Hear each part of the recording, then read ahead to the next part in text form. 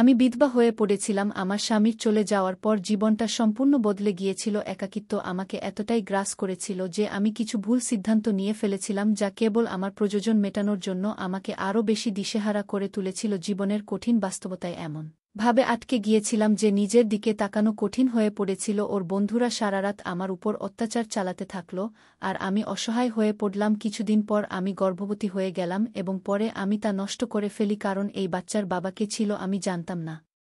জীবন তখন এতটাই নিস্তেজ হয়ে গিয়েছিল যে বেঁচে থাকার ইচ্ছেটাই হারিয়ে ফেলেছিলাম। কোনো সান্ত্বনা বা কোনো সমর্থন কিছুই ছিল না। কেবল মনে হচ্ছিল এই জীবনটা শেষ করে দিতে হবে। তাই আমি বরফে জমে থাকা নদীতে ঝাঁপ দিয়েছিলাম। যখন জ্ঞান ফিরে পেলাম দেখলাম যে এক অচেনা ব্যক্তি আমাকে উদ্ধার করেছে। সে আমাকে নিয়ে তীরে উঠিয়েছিল। ঠান্ডায় জমে যাওয়া আমার শরীরটাকে গরম করার চেষ্টা করছিল। সে আমাকে তার গাড়িতে তুলে নিয়ে গিয়ে আমার ভেজা কাপড় খুলে দিল এবং তার শরীরের তাপে আমাকে গরম রাখার চেষ্টা করছিল যাতে করে আমি তাড়াতাড়ি সুস্থ হয় ওঠি। সেই দুর্বল মুহূর্তে আমাকে জড়িয়ে ধরে তাপ দিয়ে বাঁচিয়ে রেখেছিল। বন্ধুরা, এমন আরও গল্প শুনতে চ্যানেলটি সাবস্ক্রাইব করুন। আমি সোনালি, মাত্র 2-3 বছর বয়সে আমার জীবন যেন থমকে গেছে। একাকিত্বের মাঝে দিনগুলো কেটে যাচ্ছে কারণ দ্বিতীয় বিয়ের পর থেকে আমার যেন কোথাও হারিয়ে গেছে। সন্তান নেই, পরিবার থেকেও দূরে। 8 বছর বয়সে আমাকে বিয়ে করিয়ে দিয়ে পরিবারের সবাই যেন নিজেদের দায়িত্ব শেষ করেছে। আমার ভাই চেয়েছিল আমি এমন একজনকে বিয়ে করি যার বয়স আমার থেকে দ্বিগুণ। আমার স্বামী সুমন 3-5 বছর বয়সী। তার প্রথম স্ত্রী তাকে ছেড়ে চলে গেছে। তার বাবা মা তাদের বাড়িতে আমাকে গ্রহণ করেছিল। শ্বশুর শাশুড়িরও একটি ছেলে ছিল কিন্তু আমার কোনো সন্তান নেই। নিজের অসহায়তার চোখের জল ফেলতাম কারণ আমি দেখতে খুব সুন্দরী আর বিয়ের পরেও আমি আমার স্বামীকে ছুঁতে পারিনি। তিনি বলেছিলেন আমি অসুস্থ তাই আমাকে স্পর্শ করবেন না। তবে 4-5 দিন পর তিনি আমার কাছে আসেন আর আমি বাধ্য হয়ে তাকে মেনে নেই। আমার স্বামী খুব রাগী, তবে তিনি সবসময় আমাকে যত্ন নিতেন। কিন্তু পরে তিনি প্রায় সব বিষয়েই রাগ করতে শুরু করলেন। 4 বছর ধরে আমাদের বিবাহ ঠিকঠাক চলছিল কিন্তু এক মহিলার কারণে আমি পুরোপুরি বিধ্বস্ত হয়ে পড়লাম। তিনি আমাকে এমন কিছু সত্য বলেছিলেন যা এতদিন আমার কাছে গোপন ছিল। আমার স্বামী আমাকে বিয়ে করেছিলেন কিন্তু এখন আমার ভাইয়ের কারণে আমি আমার মায়ের বাড়িতেও যেতে পারি না। আমার শাশুড়ি আমাকে বাড়িতে না আসার নির্দেশ দিয়েছিলেন। হঠাৎ এক সকালে আমার স্বামী ঘুম থেকে উঠতে পারলেন না। ডাক্তার আসার পর জানা গেল আগের রাতে তিনি হার্ট অ্যাটাকে মারা গেছেন। তিনি যেই হোক না কেন তিনি আমার স্বামী ছিলেন। এখন আমি সম্পূর্ণ একা হয়ে গেছি। একাকী রাতগুলো যেন দীর্ঘ হতে শুরু করল। প্রতিদিন রাতে মনে হতো তিনি যেন আমার দিকে এগিয়ে আসছেন আর আমার যৌবন যেন আমাকে নিঃসঙ্গতা এবং কষ্টের সঙ্গে গ্রাস করছে। আমি পুরোপুরি একা হয়ে গিয়েছিলাম। ভাবতে থাকলাম কিভাবে আমি এই জীবন কাটাবো। শাশুড়ি আমাকে উপহাস করতেন। তিনি বলতেন তোমার স্বামী চলে যাওয়ার পর তুমি এখানে থাকো কেন? চলে যাও মা, আমরা তোমার দায়িত্ব নিতে পারবো না। প্রতিদিনই তিনি আমাকে অপমান করতেন। বলতেন যখন তুমি তোমার স্বামীকে হারিয়েছ এখানে থেকে কি করবে? তুমি তো সন্তানও জন্ম দিতে পারোনি, তোমার এখানে কোনো অধিকার নেই। শাশুড়ির এই অবমাননা আমার জীবনকে অসহনীয় করে তুলেছিল। কিন্তু আমার জন্য আরও দুঃখ লেখা ছিল। একদিন তিনি আমাকে ঠেলে দিয়েছিলেন। আমি আমার ভাইয়ের কাছে ফিরে এলাম কিন্তু আমার ভাই এবং তার বউ আমাকে সাফ জানিয়ে দিলেন তুমি তোমার শ্বশুরবাড়িতে ফিরে যাও, আমরা তোমার দায়িত্ব নিতে পারবো না। আমি বললাম ভাই, তারা আমাকে ঘর থেকে বের করে দিয়েছে, আমি এখন কোথায় যাব? কি করব? তুমি যদি আমাদের দায়িত্ব নিতে না পারো তবে এখন আমি কি করব? আমি তোমার বোন আর এই পৃথিবীতে আমার আর কেউ নেই। আমি তাকে বললাম তুমি আমার হাতে কিছু টাকা রাখো আর নিজের জন্য কিছু ব্যবস্থা করো। বললেন তিনি। আমি বুঝলাম আমার কোনো উপায় নেই, কেউ আমাকে চায় না। আমার জীবন এমনভাবে ভেঙে পড়েছিল যে আমি রাস্তায় ঘোরাঘুরি করতে লাগলাম। এমন সময় এক ব্যক্তি আমাকে দেখলেন এবং জিজ্ঞেস করলেন তুমি এত জিনিসপত্র নিয়ে এখানে ঘুরেছ কেন? আমি বললাম স্যার আমি কিছু কাজ খুঁজছি এবং আমার থাকার জায়গা নেই। তিনি বললেন আমার সাথে আসুন, বাসা দেখভাল করতে পারেন। লোকটি প্রায় 2-6 বছরের হবে, তাই প্রথমে দ্বিধায় ছিলাম তবে তার সাথে যাওয়ার সিদ্ধান্ত নিলাম। তিনি আমাকে তার বাসায় নিয়ে গিয়ে খাবার দিলেন এবং রঙিন জামা দিয়ে বললেন নতুন করে জীবন শুরু করুন। আমি ভেবেছিলাম এখানে কেউ আমাকে চেনে না, কি পড়লাম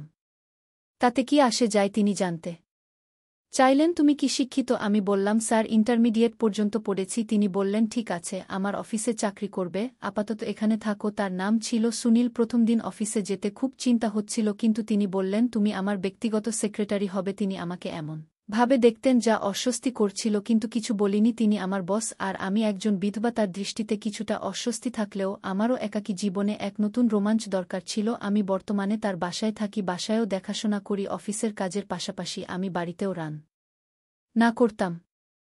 একদিন সুনীল রান্নাঘরে এসে জিজ্ঞেস করল, তুমি কি রান্না করছো? সে খুব কাছে এসে দাঁড়া এবং তার আচরণে আমি ভয় পেতাম। আমি বললাম, স্যার, আপনি সবসময় আমাকে ভয় দেখান। আর তিনি বলতেন, ভয় কাটাতে হবে। ধীরে ধীরে আমি তার প্রতি দুর্বল হয়ে পড়ছিলাম। সুনীল আমার প্রতি যত্নশীল ছিল এবং 1 মাসের মধ্যে আমি বুঝতে পারলাম সে আমাকে সম্মান করে। একদিন কবির আমাকে বলল, আমি এখানে আছি তোমার পাশে, তুমি আর একা নও, তোমার প্রাইভেসি চাইলে সেটা তুমি পাবে। তার কথায় বিভ্রান্ত হলেও আমি তাকে হ্যাঁ বলা শুরু করি। তার প্রতি আমার ভালোবাসা দিন দিন বেড়ে চলছিল। একদিন বললাম, সুনীল, তুমি আমাকে খারাপ সময় সমর্থন করেছ, আমি তোমার কৃতজ্ঞতা প্রকাশ করতে পারছি না। একদিন প্রবল বৃষ্টি শুরু হলো, বজ্রপাতের আলো, সবকিছু সাদা হয়ে গেল। বৃষ্টির ফোঁটা আমার শরীর ভিজিয়ে দিল। দাঁড়িয়ে থাকতে থাকতে আমি ভাবতে লাগলাম কতটা একা আমি স্বামীকে হারিয়ে। আমি ভালোবাসার জন্য তৃষ্ণার্ত ছিলাম, যদিও তিনি আমার জীবনের সাপোর্ট ছিলেন। এখন আমি সম্পূর্ণ একা। আমার বলতে এখন আর আমার কেউ। বৃষ্টির মধ্যে দাঁড়িয়ে হঠাৎ সুনীল তার গাড়ি থামিয়ে আমার কাছে এসে দাঁড়ালো। আমার ভেজা শরীর দেখে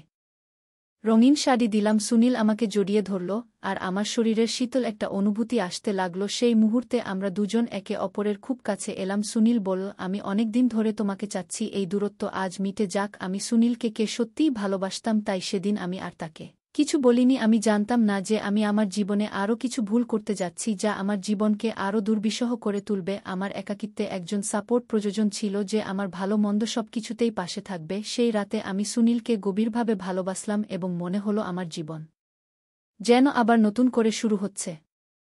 আমি সুনীলকে বিশ্বাস করতাম, কিন্তু বিয়ের প্রসঙ্গ এলে সে এড়িয়ে যেত। আমার আশা ছিল যে সুনীল একদিন আমাকে সমর্থন করবে, আমাকে বিয়ে করবে, কিন্তু আমার ধারণা ভুল ছিল। একদিন সুনীল তার কয়েকজন বন্ধুকে বাড়িতে নিয়ে এলো। সে আমাকে বলল, বন্ধুরা তোমার সাথে দেখা করতে চায়। আমি হাসিমুখে তাদের গ্রহণ করলাম, কিন্তু ওদের কথায় আমি চমকে উঠলাম। ওরা বলল, আজ আমরা একসাথে আনন্দ করব। আমি বুঝতে পারলাম না কি ঘটতে যাচ্ছে। আমি জানতে চাইলাম, সুনীল তো আমাকে বিয়ে করবে, তাই না? কিন্তু ওরা হাসতে লাগলো। রাত বাড়তে থাকলো, আমি রুম থেকে বের হতে চেষ্টা করলাম, কিন্তু ওরা আমাকে থামিয়ে দিল। সেই রাতে যা ঘটল তা আমার আত্মা পর্যন্ত নাড়া দিয়ে গেল। আমি চিৎকার করলাম, কাঁদলাম, কিন্তু কেউ আমাকে সাহায্য করল না। ওরা বারবার আমার উপর অত্যাচার চালাতে থাকল আর আমি অসহায় হয়ে পড়লাম। আমার কিছু করার ছিল না, আমি অসহায় ছিলাম। সুনীল আমাকে ছেড়ে গেল না, এমন অবস্থায় রেখে গেল যে আমি থেকে উঠতেও পারছিলাম না। সেই অবস্থায়ও সুনীল আমার কাছে আসতেন তার প্রয়োজনে। আমি তার হাতের খেলনা হয়ে গিয়েছিলাম, নির্জীব এবং অসহায়। কোনোভাবে আমি এই বন্দিত্ব থেকে মুক্তি পেতে চাইতাম। শীঘ্রই জানতে পারলাম আমি গর্ভবতী। আমি সুনীলকে বললাম, আমি জানি না এটা কার সন্তান, তুমি চলে যাও, আমার সাথে আর কোনো সম্পর্ক নেই। সুনীলকে রাখতে চাইনি, তাই নার্সিং হোমে গিয়ে সন্তানের গর্ভপাত করলাম। এখন আর সুনীলের কাছে ফিরে যেতে চাইনি, কিন্তু আমারও যাওয়ার জায়গা ছিল না, জীবনের কোনো ইচ্ছা ছিল না। পাহাড়ে গিয়ে বরফের নদীর তীরে ঘোরাঘুরি করতে লাগলাম। শেষে নদীতে ঝাঁপিয়ে পড়লাম। আমি জানতাম আমাকে কেউ বাঁচাতে আসবে না, কারণ আমার কেউ নেই, সবাই আমাকে ব্যবহার করেছে। আমার জীবন শেষ হয়ে গেলেও কারো যায় আসে না। কিন্তু একজন লোক হঠাৎ নদীতে ঝাঁপিয়ে পড়ে আমাকে পাড়ে নিয়ে এলো। আমার শরীর থেকে নদীর জল বের করে দিল এবং পিঠে নিয়ে গাড়ির পিছনের সিটে নিয়ে গেল। আমি ঠান্ডায় কাঁপছিলাম, কাঁপুনি থামছিল না। হঠাৎ সে আমার শরীরের উষ্ণতা দিতে শুরু করল। সেই মুহূর্তে আমি বুঝতে পারছিলাম না তার হৃদয়ে কি চলছে। সেও কি আমার সাথে খারাপ কিছু করবে নাকি? বিভিন্ন চিন্তা আমার মাথায় ঘুরতে থাকে। আমি মরার জন্য জলে ঝাঁপ দিয়েছিলাম, কিন্তু এই অচেনা লোক আমাকে তার উষ্ণতা দিয়ে জীবন ফিরিয়ে দিচ্ছিল। আমি তোমাকে মরতে দেব না, সে জোরে বলল। অনেক পর তিনি গাড়ি থেকে কিছু শুকনো কাপড় বের করে আমার শরীর ঢাকলেন। তিনি আমাকে নিয়ে তার বাড়িতে ফিরলেন এবং জিজ্ঞেস করলেন, কেন তুমি নদীতে ঝাঁপ দিয়েছিলে? তোমার মতো সুন্দরী মেয়ে কেন এত বড় সিদ্ধান্ত নেবে? আমি বললাম, আমার এই পৃথিবীতে আর কেউ নেই, এবং আমি আমার জীবনের বেদনাদায়ক ঘটনা বর্ণন করলাম। আমি কাঁদতে লাগলাম আর তিনি বললেন, কষ্ট যতই হোক আমাদের সাহস রাখতে হবে এবং নিজের পায়ে দাঁড়াতে হবে। তিনি বললেন, তুমি চাইলে আমার সাথে কাজ করতে পারো। আমি তার সাথে কাজ করতে শুরু করলাম। একদিন তিনি বললেন, তোমার জীবন বাঁচানোর জন্য আমি সব করতে চাই। তুমি চাইলে আমি তোমার হাত ধরতে পারি, আমরা একসাথে সুখ-দুঃখ ভাগ করে নিতে পারি। আমার স্ত্রী মারা গেছেন এবং আমার একটি 2 বছরের মেয়ে আছে, যার মায়ের ভালোবাসার প্রয়োজন। তুমি তাকে ভালোবাসা দিতে পারবে? তার মুখে এই কথা শুনে আমি কান্না করতে লাগলাম, কারণ আমার একটি পরিবারের দরকার ছিল, যারা আমাকে ভালোবাসবে, আপন করে নিবে। এই প্রস্তাবে আমি ভাবলাম, আমার জীবনের সমস্ত ঘটনা আমি তার কাছে লুকাইনি। সে হয়তো আমাকে সত্যিই ভালোবাসে আর আমি তার এবং তার মেয়ের যত্ন নিতে পারি। এরপর আমাদের জীবনটা ধীরে ধীরে বদলে গেল। সে আমাকে সত্যি অনেক ভালোবাসে। সময়ের সাথে সাথে আমি তা বুঝতে পারলাম। এর আগে যারা আমার জীবনে এসেছিল তারা সবাই খারাপ মানুষ ছিল তারা, আমাকে কে মন থেকে ভালোবাসেনি, তারা শুধু তাদের প্রয়োজন মিটিয়েছিল আমাকে দিয়ে। এখন আমি তা বুঝতে পারছিলাম, কিন্তু আমার এই স্বামী সবার থেকেই আলাদা ছিল, সে আমাকে মন থেকেই ভালোবাসে। গল্পটা কেমন লাগলো জানাতে ভুলবে না। আরও মজার মজার রোমান্টিক গল্প শুনতে চাইলে ভিডিওটি লাইক, শেয়ার এবং চ্যানেলটি সাবস্ক্রাইব করতে এবং বেল আইকনটি ক্লিক করতে ভুলবে না। ধন্যবাদ।